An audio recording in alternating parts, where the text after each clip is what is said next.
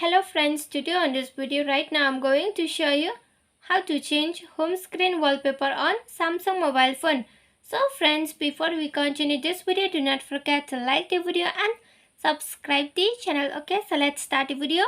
First of all, what you need to do is that you have to move on setting, then from here you can scroll down to wallpaper. So here is the wallpaper. Okay, so just click on wallpaper. After that, from here what you can see is this, just scroll like this from here like this. Okay, then here on the down you are going to find the explore more wallpaper. So click on explore more wallpaper. After you have been click on explore more wallpaper, here you are going to find the top option. So click on the top and here you are going to find the many free wallpaper to set for your home screen or lock screen or for the board. Okay, so you can select from here any wallpaper that you want to set.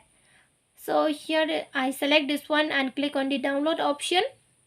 So here I'm downloading this wallpaper and now it is completing. After that it has been completed, so click on the apply option and here you can select for the home screen, lock screen or for the board. Okay, you just click like this and that wallpaper will be applied successfully on your mobile phone.